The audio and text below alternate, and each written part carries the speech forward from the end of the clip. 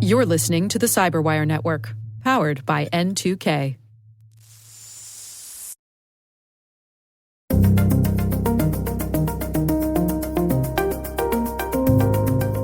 Social engineers are expecting us to not slow down because we don't. We haven't given them evidence that we do.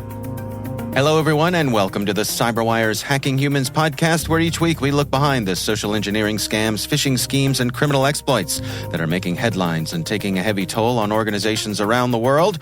I'm Dave Bittner, and joining me is Joe Kerrigan from Harbor Labs and the Johns Hopkins University Information Security Institute. Hello, Joe. Hi, Dave. We got some good stories to share this week, and later in the show, my conversation with Jeremy Fuchs. He's a cybersecurity researcher at Avanan. We're going to be talking about the Replier attack.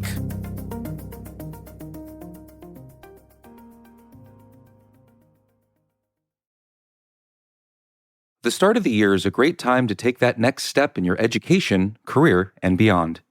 Rely on N2K certification prep to provide the tools to help boost knowledge, skills, and confidence to get you there.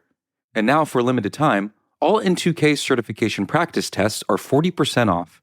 Visit n2k.com/certify and use promo code N2KVDAY. That's N2KVDAY to save 40% on your purchase. That's n2k.com/certify with promo code N2KVDAY. Offer ends Monday, February 19th. Happy learning.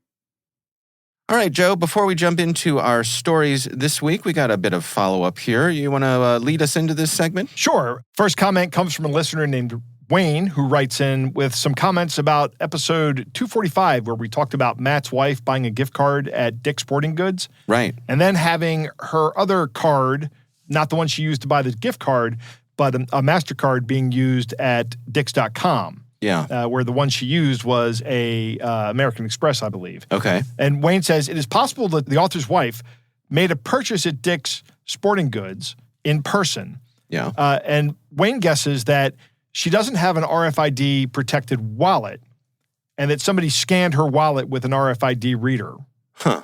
And got probably the MasterCard and the American Express card in the return values. Uh-huh. And when they went to use it online at Dicks.com, they said, we'll use the MasterCard because that's probably what she used at Dick's, which is a safe assumption, I guess. Huh.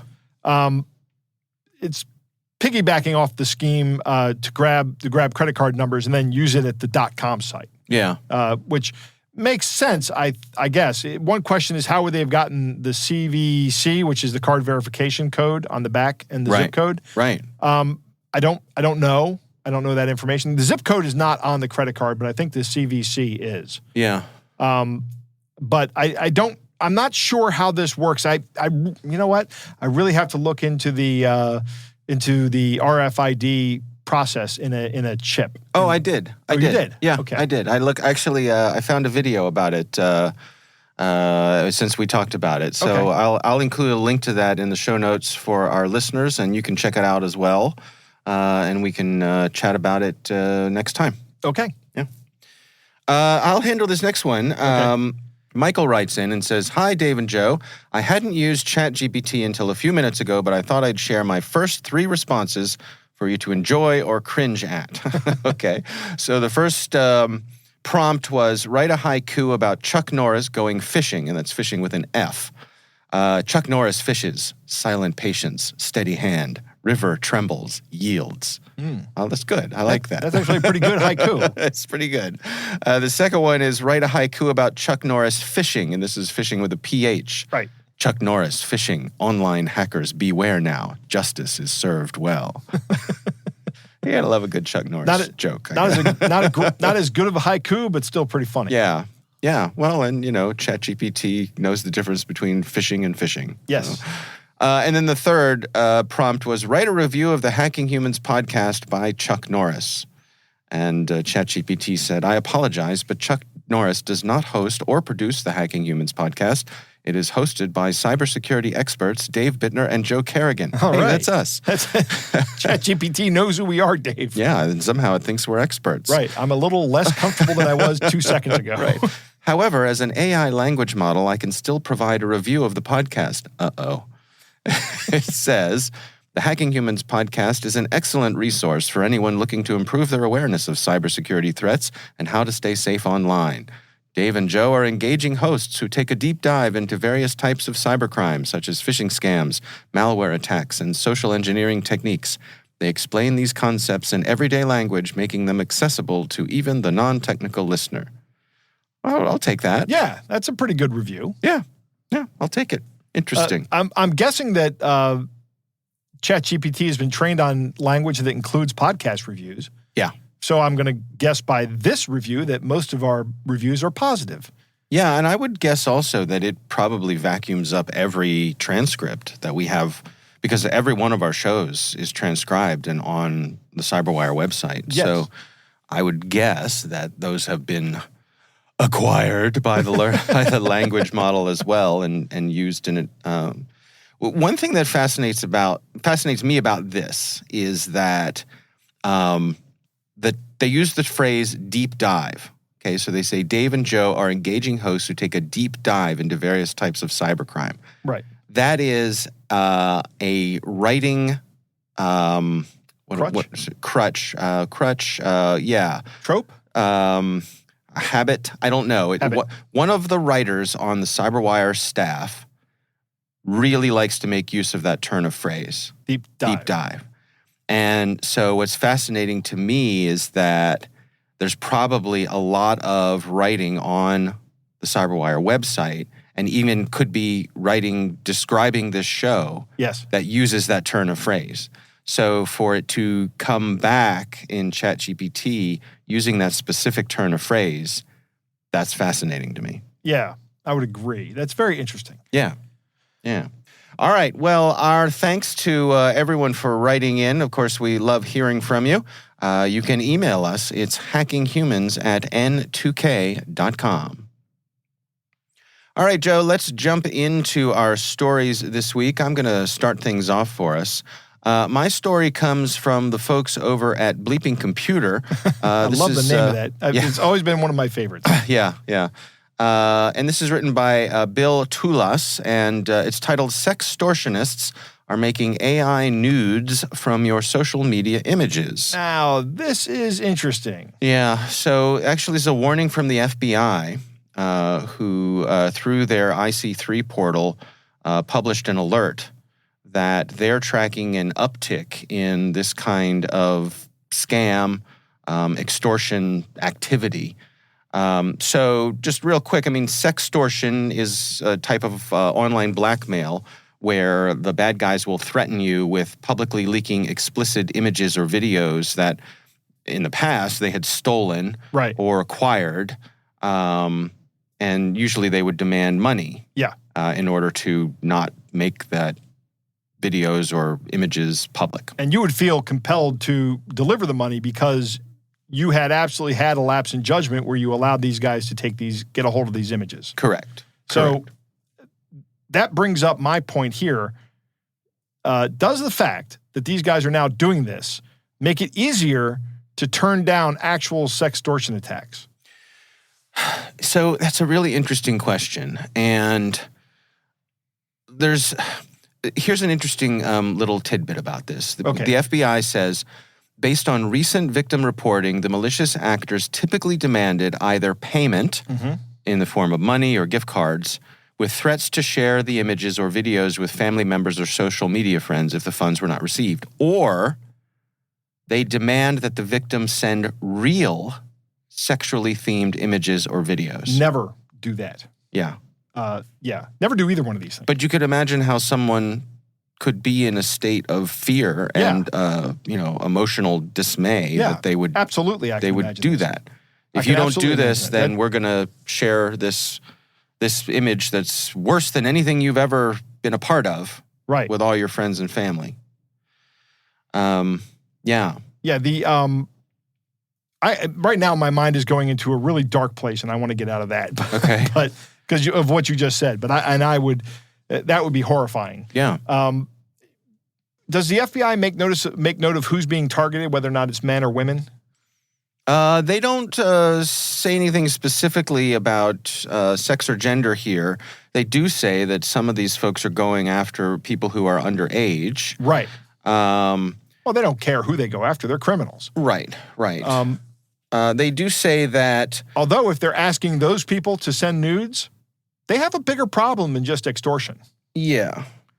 But, whoever's doing this is most likely outside of the long arm of U.S. law. Yeah, but nothing unites foreign law enforcement like CSAM. Yeah, that's true. It really is the universal disgusting thing on the internet that everybody wants to get rid of. Right. That's a good point. And nobody wants that out there. And there are vast quantities of organizations that are willing to get together on this. So this, right. I don't know. I would tell these guys, you should stop doing this. Period. Yeah. But when we started talking about these AI image generation models, that would take the clothes off of a person in a picture, right? It didn't matter who the picture was. When the person was naked, they were a woman. Oh, right. Yeah. Because these things were designed by guys that wanted to see what these people would look like without their clothes on. Right. So if you fed it a picture of me, it would take my clothes off, but underneath there would be a female body. Yes. Yeah. Yes. And it would be very disturbing with your beard and long hair. Maybe for you. Yes.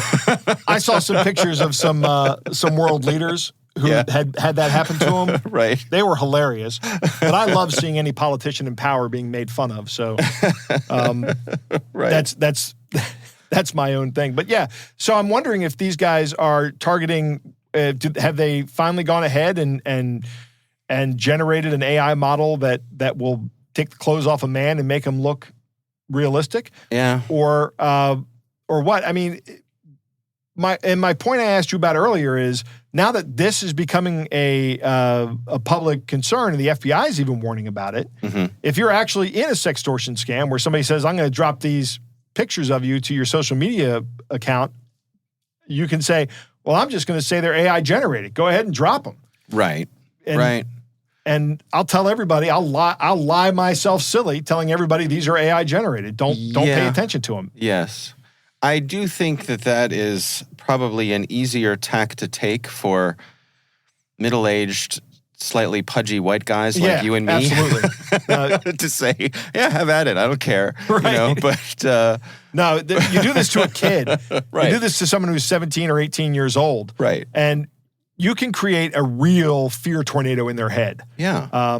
It's and we've heard horrible stories about about outcomes here. Right. And like you've said before, have the conversation with your kids. I don't care what the bad guys are telling you. Nothing's going to make me embarrassed of you or stop caring about you or be angry with you if this happens. Right. Okay. Right. Just come to me and talk about it, and we'll be done with it. It'll be over, and we'll just get through it. It'll be a short-lived thing. Right. As opposed to taking something that losing money or whatever, or God forbid worse. Yeah. Yeah. This article also points out that the tools to do this are available in some of the underground forums, the dark web markets. The ones that are on legit resources like GitHub they generally have functionality that prevents them from generating these kinds of things. Right. Yeah. I mean, this sort of thing has been around, well, probably as long as there's been photography. People have been manipulating it. You could do this with a couple of photos and a pair of scissors and some glue. Yeah. You could do a primitive job of it. And certainly, as soon as Photoshop became a thing, fake nudes became a thing. Yes, they did. But what's changed here is just how easy it is to do, how quickly you can do it, and how you can do it at scale, and how you can automate it. It takes very little time and effort to have something come out that would be extremely high quality. Right. And these are only going to get better. They are. They have some tips here. The FBI says that parents should monitor their children's online activity, of course. Yes. Parents should conduct online searches to determine the amount of exposure their children have online. Yeah, Google your kids. It says that Adults who post images or videos should restrict the viewing access to a small private circle of friends, and children's faces should always be blurred or masked. I get that. I don't know how realistic that is in the world of social media. I think that's probably, I would agree that's a best practice, but I don't know how practical. Are you going to do that with every single picture you upload? Right. And I do see people who are extraordinarily vigilant about it, and hats off to them, but I know I haven't been. Yeah, me too. There's tons of pictures of me and my kids and my family, and, that's I do part restrict of what social media access is. to my social media pages, particularly my Facebook page. Yeah. The only people that can see anything I put on Facebook, aside from my profile pic, are friends. Right. Not even friends of friends can see it. Yeah. I think that's wise. Yeah. And otherwise, you see my profile pics, which are composed of people who have passed away, and I make a temporary profile pic. Like, I think you might see Grant Imahara and Arlie Ermy, and for when those guys passed away. But generally, it's just a stapler. Yeah. Face. Okay. Actually, Literally right a desktop now, stapler. it's me drawn in the style of Rick and Morty. Okay. Because one of my daughter's friends is now actually a Rick and Morty comic book artist. Oh, wow. So she was signing my comic book and drew a picture of me as a Rick and Morty character. Oh, that's neat. Because I'm making that my profile. There you go. A couple other things they say here. They say if you do discover any of this content, be sure to report it to the authorities. And certainly the FBI wants to know about this sort of thing. And then they also note that in the UK, they have a law where they have amended their online safety bill, and they're classifying the non-consensual sharing of deepfakes as a crime, which is great. I think that's a great idea. Yeah. I think we should be doing that here in the U.S. as well. Yeah. As soon as possible, actually. Yeah. Non-consensual sharing of fake media, it should be a crime. Right. Yeah. If only we had some sort of federal privacy legislation, but as Ben and I were talking about on Caveat recently, don't hold your breath. Right. Sadly, with the way that Congress is functioning these days, it's like molasses trying to get anything through there. Although cybersecurity seems to be the one place where they agree on things. It does, but it seems like at the state level is where all the action is these days. So we'll see. All right, well, we will have a link to that story in the show notes. Joe, what do you have for us? Dave, my story comes from Tripwire, and they have a blog post written by David Balaban. I love the title of this, The Offbeat Social Engineering Tricks in a Scammer's Handbook. Mm-hmm. So this article, it does a little bit of front matter where it talks about what social engineering is and all that. Yeah. Of course, everyone who listens to this show on a regular basis already knows. Right. But one of the first things that David talks about in this article is the sketchy @ sign. And we were talking about this over on the Cyberwire recently. Okay, yeah, I remember that. Sure. This is where somebody sends you a URL, and in the URL, there's an @ sign. Mm-hmm. And what happens when you're using a web-based URL, your web browser will ignore everything in front of the @ sign. Because the @ sign, everything before the @ sign is designed for a URL that might not be connecting to a web service. It might be connecting to like an old Telnet service. Okay. And it was supposed to be used for username and password pairs. Okay. But the HTTP protocol specifically says just ignore everything before an @ sign. Yeah. So I can send you a link that says www.google.com at joesmaliciouswebpage.com. Right? And your web browser will ignore google.com and go to Joe's malicious web page. Right. So that's how that works. Yeah. And of course, you can obfuscate the web address even more. And there's tons of things you can do. We talk about it in depth. I won't go into it here because it's way too technical for this podcast. But we do talk about it over there, so listeners can go check it out. Yeah. And that's the next thing that David talks about here is the malicious encoding, which we actually talked about there as well. Yeah. The next thing he talks about is link preview exploitation, where David talks about compares actually link previews and Windows hiding file extensions. which, by the way, is the first thing I turn off on a new on a new Windows install. I always wanted to see the file extensions. And I don't know why anybody would not want to see the file extensions. It just doesn't make sense to me. Of course, I started using a computer back in the days when you had DOS and you could only see the file extensions, right? You could never turn that off. 8.3. Right, Yeah. the old 8.3 file naming convention. Right. Which I think was actually a holdover from CPM, if I'm not mistaken. Huh. Okay. David says a similar hoax can be accomplished with URLs using the exact same technique that I just described for you, where you take the good name or the good company name, @ bad company name. And then when you mouse over it, you are actually going ahead and looking at the web page, right? I think that happens a lot on phones where you do it.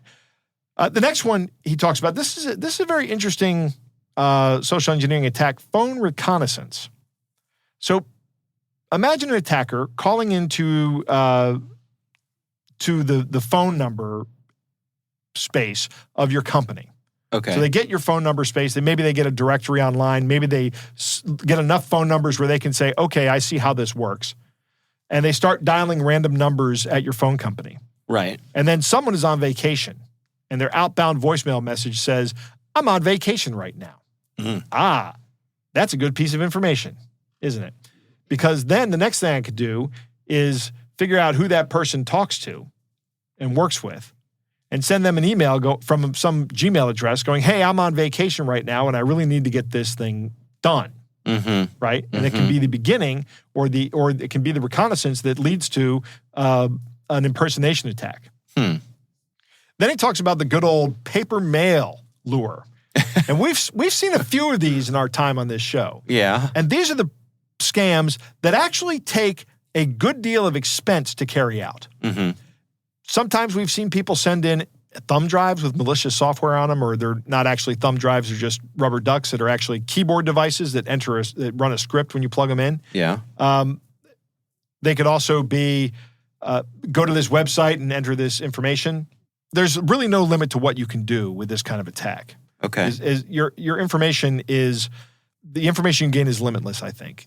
But the drawback to it is that it is an expensive attack. So you don't see it very often. To actually send someone a physical device. Yeah. Yeah. Or even just a physical mail message. Right. I almost got duped by one of these recently with by a financial institution. This was a legitimate financial institution that knows some other financial activity that's taken place in my life recently. Yeah. And they sent me a physical mail about it, and I looked at it and I was like, what is this? And my wife was like, I don't know. And it took us like 2 minutes of looking at it and scrutinizing it. Not 2 minutes, but 30 seconds of looking at it and scrutinizing it to go, oh, this is an ad. They want us to call so they can try to sell us more financial products. Right. Well, I don't need any more financial products. I just got this one. Right. Another great, this was one of my favorites, OSINT, they call it. Actually, that's what it's called, OSINT, but it actually stands for Open Source Intelligence. And this is really, really important for every social engineer out there. In fact, there's even a toolkit called the Social Engineering Toolkit that lets you use or helps you document all of your open source intelligence gathering before you even make a first call, right? The problem with OSINT is that there is absolutely nothing you can do to prevent it. Nothing. If you've already got the information out there, it's going to be found by somebody. I mean, I guess there is one thing you can do, and that's not put a lot of stuff out there like we were talking on your story with the Facebook. Lock down your social media and everything. But when you're a business, a lot of your stuff has to be out there and discoverable by people. Right. And when you're a business, the biggest source of open source intelligence gathering is going to be places like LinkedIn. And you can almost build an entire org chart from LinkedIn. It's amazing how much you can get. And finally, the last one that David talks about here is the rabbit hole manipulation. Now, we've all heard of watering hole attacks, right? Right. But this is kind of similar in that it's kind of he calls it an intricate method of social engineering. You try to lead people down a rabbit hole that you know will interest them. So you don't poison the water hole like a watering hole attack, but you create a whole new place for someone to go. And it turns out this is just a newly launched malicious website. but it's going to lure you in with some information that you may be interested in. Right, presumably information they got through OSINT. Right, Yeah. correct. They can build this rabbit hole with OSINT information. Right. This is a pretty good article. It comes up with a couple of things that are novel that I hadn't seen before. Yeah. So I liked it. I thought it was pretty good. And there's a link in the show notes, so everybody should check it out, I think. All right. Very good. Again, we will have links to all of those stories in our show notes, and we would love to hear from you. Our email address is hackinghumans@n2k.com. All right, Joe, it's time to move on to our catch of the day.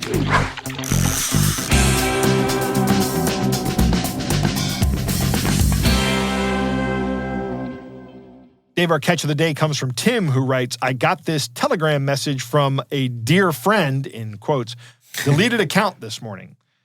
Keep up the good work. So all right. by the time Tim saw the message, the account had been deleted. Mm-hmm. All right. It goes like this. Hello, dear friend. I'm an analyst in the field of digital currencies. I have many years of experience in this field. Team analysts will share information about the coin here. If you're interested in currency, you're welcome to join us, and we will formulate an efficient plan for you. Join us at the link below. We'll make a detailed plan for you to help get you high returns. Help you earn an average daily income of $1,000 to $2,000. Wow. Dave, we're going to be rich. Of course we are.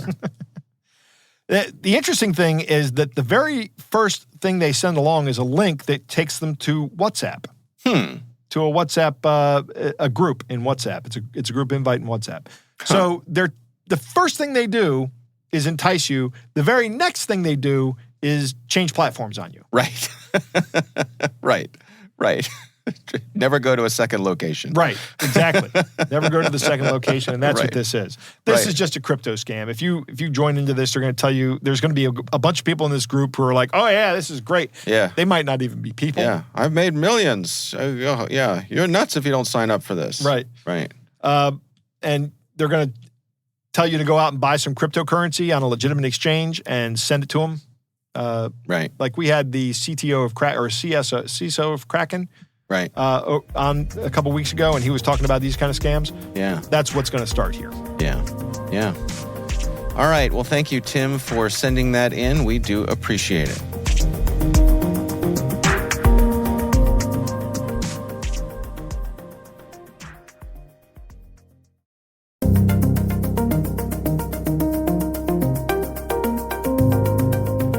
Joe, I recently had the pleasure of speaking with Jeremy Fuchs. He is a cybersecurity researcher at Avanon, and we're talking about something called the Replier attack. Here's my conversation with Jeremy Fuchs.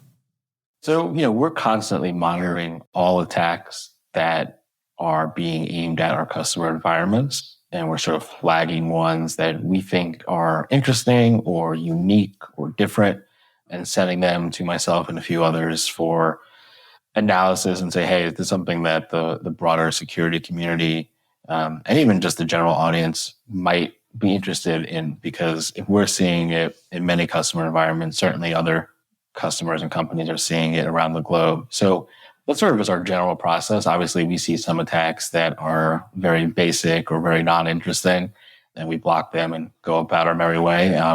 But when we see attacks like this one and many others that we publish, we're looking for something unique. Maybe we've never seen it before, I've only seen it a few times, or just try something that's different and we're sort of impressed by the techniques and tactics and how the hackers are employing new strategies and what it says about what we need to do as security professionals to understand, these different attacks, these different motivations, and apply, if necessary, new strategies or, how we defend it. So all the attacks that we publish, including this one, are attacks that we've blocked from the get-go. But when we see them, we're like, you know what, this is really kind of interesting, and we think it's worthy of further discussion. Well, let's dig in here together. Can you describe to us what exactly is going on here? Yeah, so I think what's important first to start out with is the reply address in an email, the from field in an email is kind of a fake thing. I mean, that sounds kind of silly, but you can put just like when you write snail mail, if anyone ever does that anymore, you can put any address on the from line. I mean, you can put Santa Claus, right? There's no real legal requirement that you have to put your own address in the from section on your envelope. And some people don't even do that, right? So just like how we do that in snail mail, the same thing applies for email. We can kind of fudge where the email is coming from. And even more importantly, in this attack, we can change the reply to address. So when an end user clicks reply at an email, we think it's going to the sender, and in many cases it is. In this case, and in other attacks we've seen, it's going somewhere else. So what the hackers are trying to do here is say, hey, I want you to think you're sending an email to the address that you see that looks like it comes from a company. However, what you're really doing is sending it to my personal hacking account. And they'll change it. It'll be a very similar domain or a very similar username, whatever it might be. But the idea is to catch people in something that they're not expecting to look at. I mean, if you think about it, and one thing I like to do when I think about these attacks is, how would somebody fall for it, right? How many times a day do we reply to an email? Hundreds, right? Thousands, So we see it comes from John Doe, we reply, and we have confidence that it's going back to John Doe, right? That's how email works. Right. But when there's a reply to address involved and it's different, if you're not checking that, you will have no idea that it's going to a place other than where you think.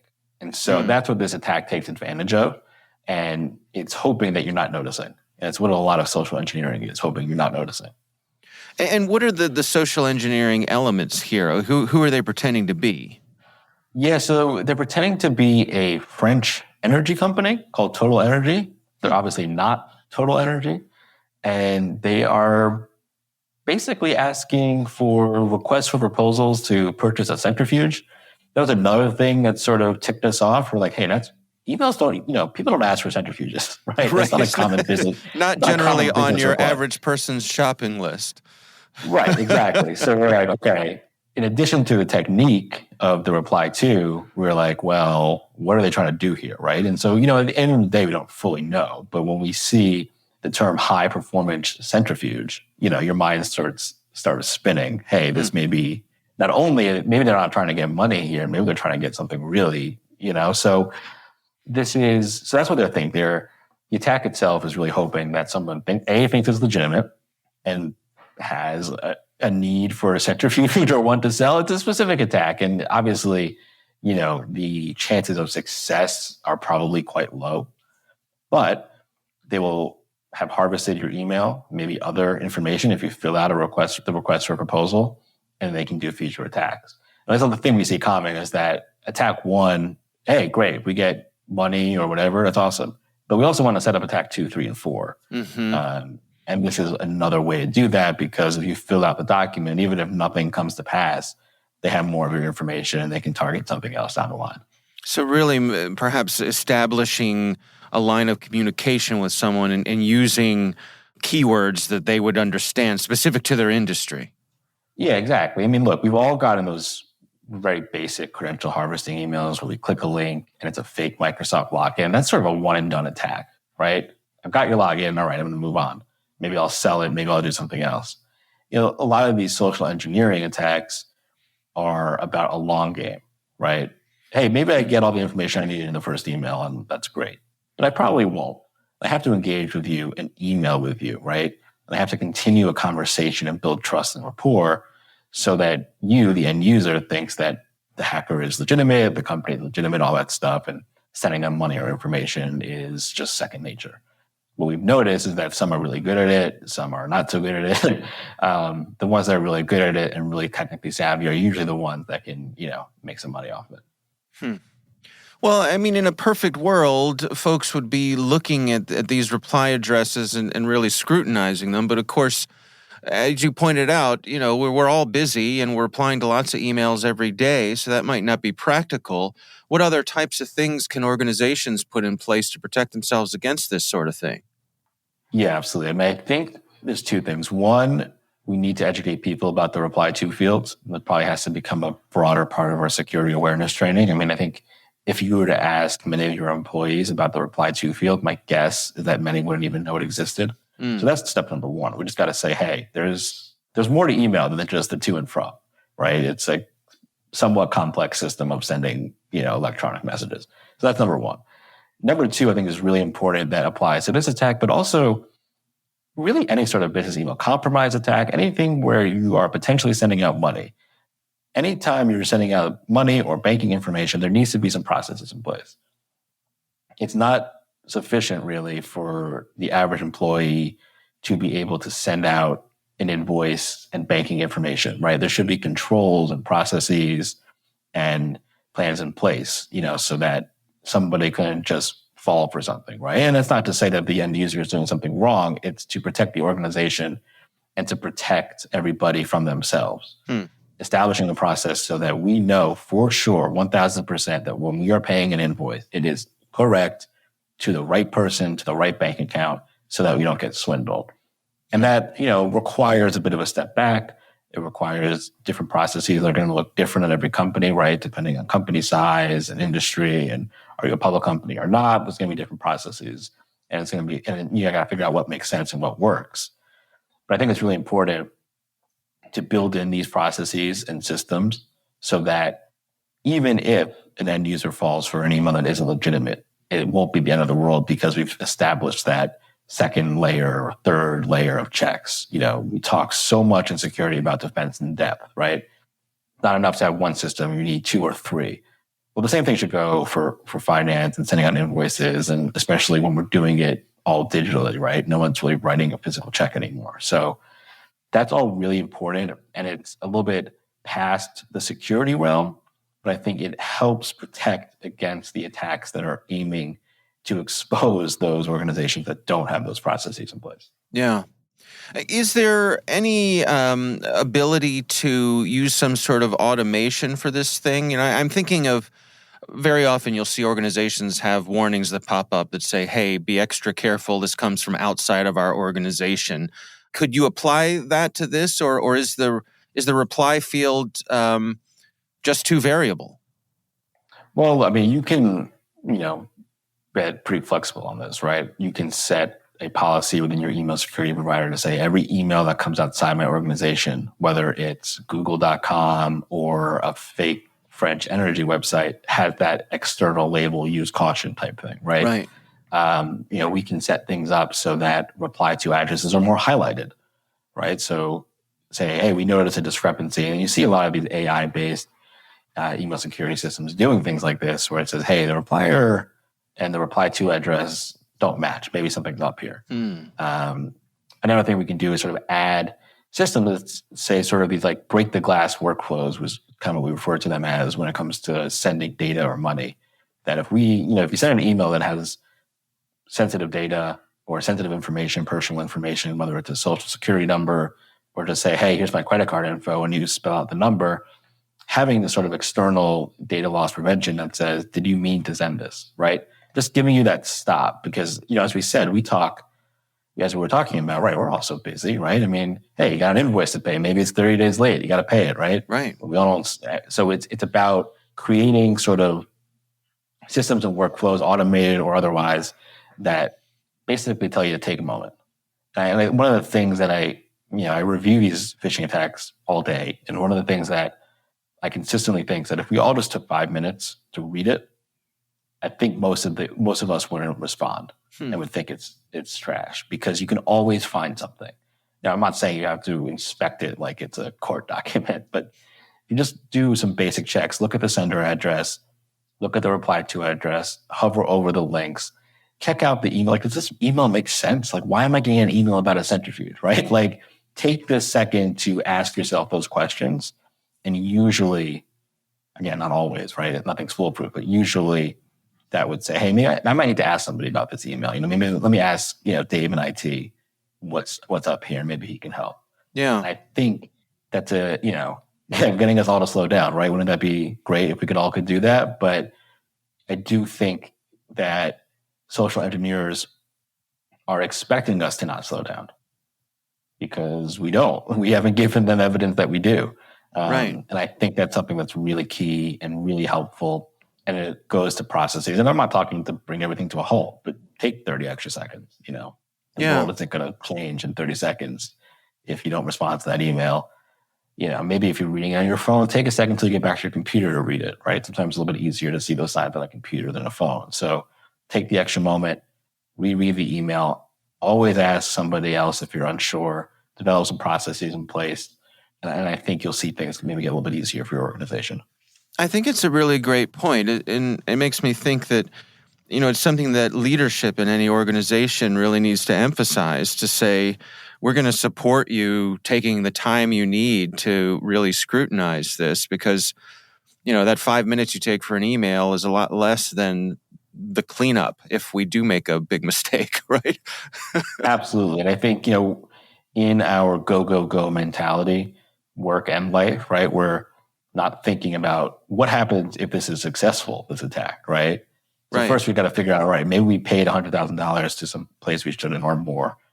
Now we got to deal with it. Okay, we got to try to get that back, and we got to deal with insurance. The work that's created by not doing some of these things beforehand and not having preventative measures in place is, it's tenfold, if not more. It's really about establishing that sort of security culture within an organization and within everybody. It doesn't have to just be the top of the top. It's got to be every single person. And it's hard, right? It's not easy to establish that stuff. We all take the security awareness trainings, and I'm sure 90% of us gloss over them. I mean, I'm guilty of doing the same thing, right? But it's important, and it can lead to, worse things down the road. And creating that sort of preventative, take a step back culture within an organization has a lot of long-term benefits that are a lot cheaper and a lot easier than the alternative.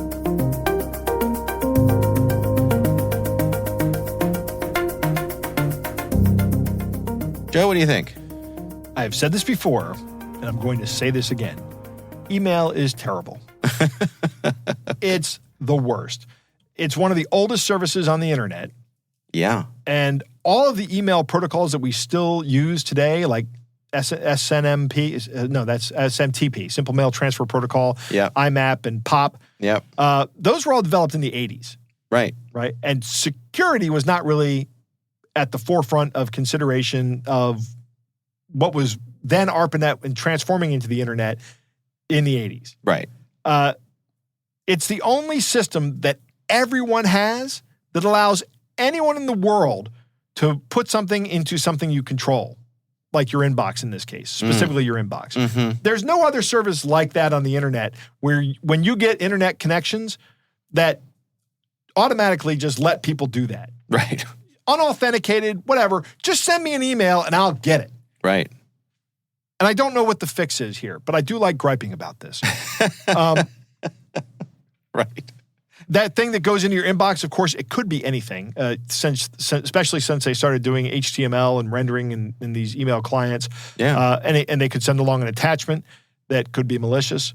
To top it all off, there is little enforcement of the validation of the reply to address, which is by design, I think. Yeah. The from address and the reply to address do not have to be the same because somebody, when they were designing this, conceived a use case where they don't have to be the same. Right. Right? And there's probably a valid use case for it. I can't think of it off the top of my head, but I'm sure it's there. So I'm not going to sit here and go, this was the stupidest thing ever. No, it made perfectly good sense at the time. It made perfectly good sense for somebody to do that. Right. But the attack that Jeremy is talking about here, they have a send message from some bogus from address. And this is actually, back in the 90s, this was really easy to do. I had a friend of mine that sent an email from a corporate email address to my corporate email address. We worked at the same company. And he put the from address as, I think it was Bill Clinton at whitehouse.gov. Okay. Like that. This was back during the Clinton administration. Right. So, I mean, I would have been a little bit more creative. I would have said Queso Grande at whitehouse.gov. But, so that's just an illustration of how you can change the from address in these protocols. Yeah. And there's also another place for reply to address. So if you get an email that looks like it's coming from Joe at the Cyberwire, that can be just entered in there and sent by anybody. Right. And then when you click reply, it doesn't go to Joe at the Cyberwire. It goes to somebody else. Right. And that could be anybody in the world. Yeah.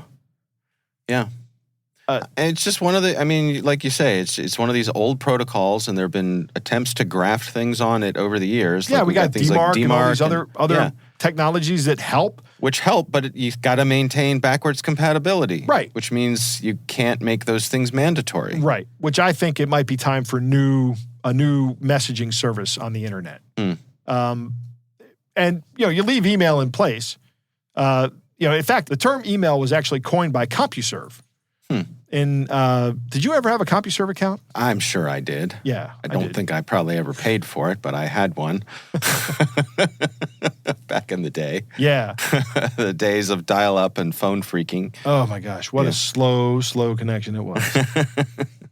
Yeah, but it seemed miraculous at the time. Right. I remember getting the weather maps and being so enamored with getting the weather maps. Yeah. It took 10 minutes to download the map. And I showed my wife, and she was my girlfriend at the time. I said, look at this. I just got a weather map. We can see the satellite image of the Earth. And she goes, that took 10 minutes. Right. The storm has come and gone, and the time it took you to, it's no longer raining. But these attacks, these reply attacks, like a lot of attacks, are the beginning of a chain of attacks. Yeah. And Jeremy mentions that. You're going to have follow-on attacks. If you start replying to these guys, they're going to have information. First off, the first thing they get is that the email address they sent an email to is valid and somebody responded. So it's valid and there's somebody at the other end. That is good information for an attacker to have to begin with. And then everything else you send to them is more intelligence for them to have. Yeah. Again, we hear that companies need to have a process in place for sending out money. And this is a good point. Disclosure of financial information. There should be processes in place for that as well. Sending a check of more than $200 or some limit that your company decides is good for them for their risk model is one process.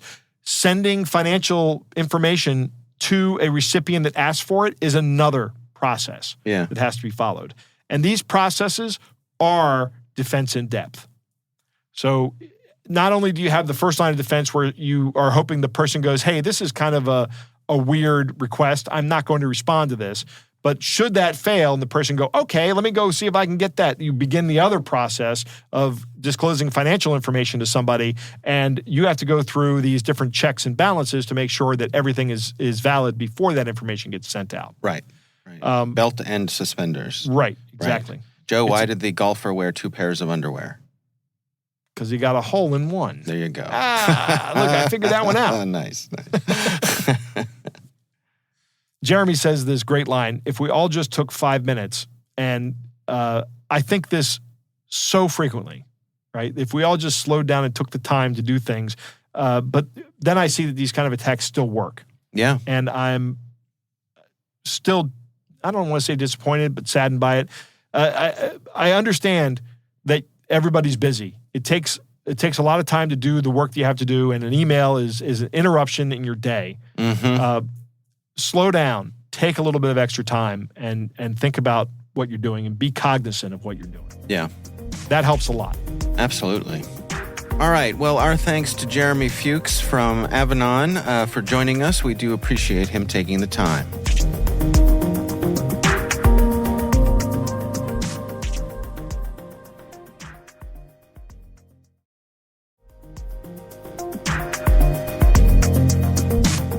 That is our show. We want to thank all of you for listening. Our thanks to Harbor Labs and the Johns Hopkins University Information Security Institute for their participation. You can learn more at harborlabs.com and isi.jhu.edu.